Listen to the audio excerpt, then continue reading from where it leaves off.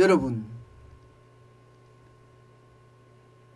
우크라이나 침공에 대한 러시아 제재가 점점 커지잖아요. 그러다 보니까 대한민국에도 굉장히 타격이 올 거다, 이런 분석들이 지금 계속 나오고 있습니다.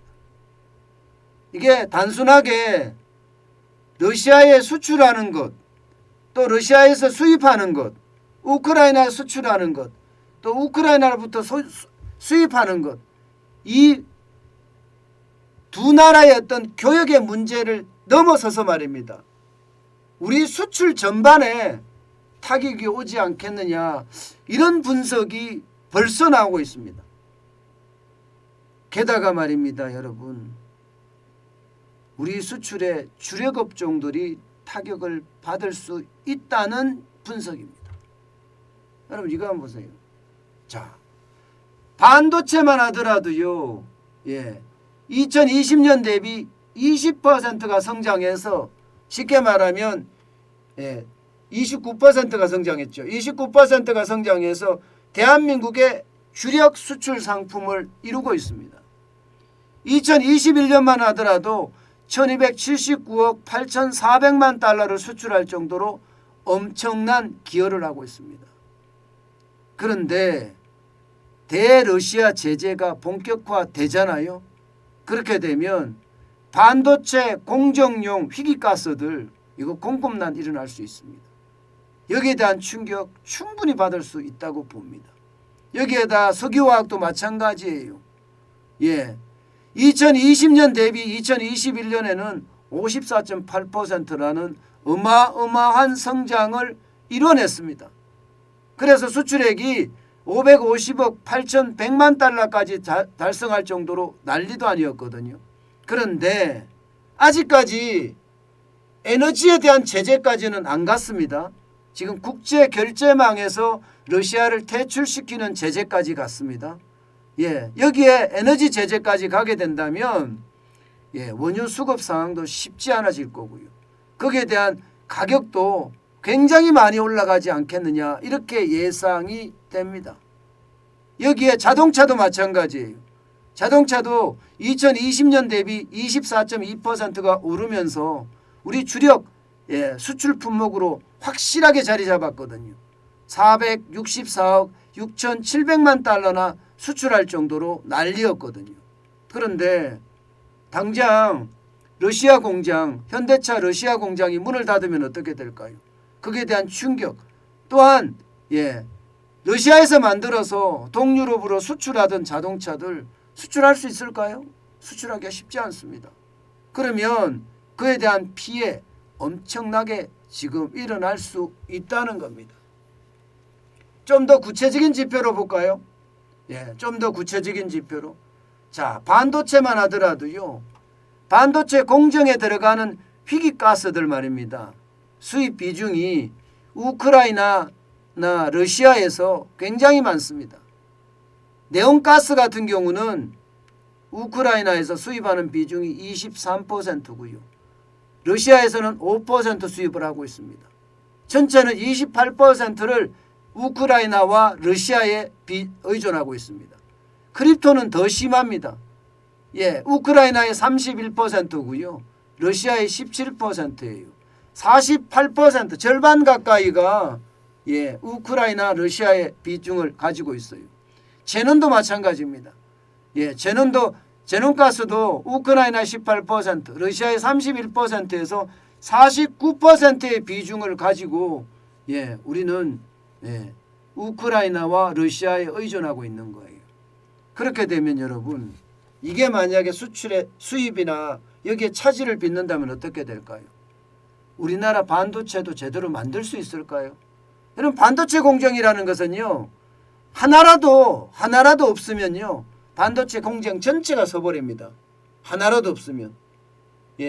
그만큼 말입니다, 희귀가스는 다른 데서 안 나기 때문에 희귀가스라고 하잖아요. 그래서 반도체에 영향을 미칠 수 있다, 이런 분석이 이미 나오고 있고요. 여기에다가 러시아산 원유 수입량도 지금은 5.6%밖에 안 돼서 5,375 5만 배럴 정도? 이것은 뭐 크진 않다. 때문에 지금까지 수출하던 뭐 두바이나 혹은 미국에 원유 수입하는 거나 여기다가 좀 더 수입하면 된다 이렇게 이야기는 하고 있거든요. 그런데 가격은 어떻게 될까요? 이 가격은 못 낮춥니다. 가격은 못 낮춰요. 가격은 점점 올라가요. 여러분도 알다시피 북해산 브렌트유는 100달러까지 지금 올라가고 있다고 이야기하잖아요. 현재야 94달러, 95달러 선을 유지하고 있지만 배럴당 장난 아니고요. 두바이유도 91달러예요. 91달러. 많이 갈 때는 92달러까지 가고 있고요. 서부 텍사스산 중질유도 마찬가지입니다. 91달러 선에서 지금 움직이고 있습니다. 그만큼 말입니다. 이게 원유가 가격이 올라가면 아무래도 수출에 지장이 많을 수밖에 없습니다. 유가 상승이 결국 말입니다. 석유화학 업체들의 수익이 그만큼 떨어질 수밖에 없는 상황으로 갈 수 있으니까 말입니다. 이게 우크라이나 사태가 어차피 길어집니다. 지금 짧아질 거라고 아무도 생각을 안 합니다. 그렇게 되면 충격파는 점점 석유화학 업종까지도 갈 수 있다는 거예요. 자동차도 마찬가지입니다. 자동차도 여러분 보시다시피 대러시아 주요 수출 품목 중에 1등이 완성차예요. 25억 5천만 달러입니다. 여기에다 자동차 부품이 15억 1천만 달러예요. 이것만 하더라도 지금 얼마입니까? 40억 6천만 달러잖아요. 40억 6천만 달러. 자동차가 가장 많이 충격을 받을 수밖에 없습니다. 뭐 철구조물이나 4억 9천만 달러, 합성수지 4억 8천만 달러, 건설 준자비 4억 3천만 달러, 뭐 기타가 45억 4천만 달러긴 한데요. 자동차에 대한 피해가 그 어느 때보다 커질 수밖에 없다 이렇게 예상을 합니다. 그렇게 되면 수출에 대한 타격 당연히 있을 거라고 생각을 해요. 러시아에 대한 수출이 결국은 러시아에서 만들어서 동유럽 국가 혹은 다른 국가들로 수출하는 거 여기에까지 타격이 가니까요. 실제로 말입니다. 크림반도 사태 때 많이 빠졌어요. 자동차는 62.1%가 빠졌고요. 타이어는 55.7%, 칼라 TV는요 55%가 빠졌고 아연 도강판은 47.9%, 합성수지 42%, 자동차 부품 39.6%고요. 기타 플라스틱 제품이 32%, 윤활유가 19.3%고요. 화장품이 5.3%, 전체적으로는 53.7%가 줄어들 정도로 크림 사태 때도 떨어졌거든요. 그렇게 되면 여러분 지금 우크라이나 사태는 전쟁이에요. 전쟁이라면 이때 떨어진 것보다가 훨씬 더 많은 피해를 입지 않겠느냐 이렇게 예상합니다.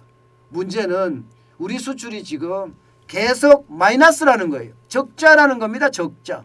여러분도 보시다시피 수출이 12월 달에 4억 5,200만 달러의 적자였죠.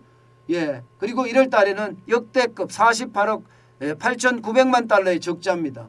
여기다가 2월 달 아마 오늘이 28일이니까 내일 되면 더 나오겠죠. 2월 달도 2월 20일까지가 16억 7,900만 달러의 적자를 기록하고 있습니다.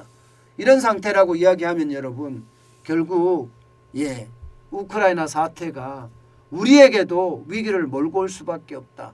우리 수출 전반에 타격을 줄 수밖에 없구나. 이렇게 저는 보입니다. 그만큼 말입니다. 전쟁을 시작을 하면요. 유럽이든 미국이든 소비도 그만큼 줄을 수밖에 없어요. 그렇게 되면 우리는 수출 전선에 가장 큰 문제가 발생되지 않을까. 저는 그렇게 예상하고 있습니다. 결국 말입니다. 우크라이나 사태는요. 전 세계 시장에 충격을 줄 거고요. 여기에 대한민국 경제에도 그 어느 때보다 큰 충격을 줄 수 있다는 것. 그것은 기정사실화 될 것 같습니다.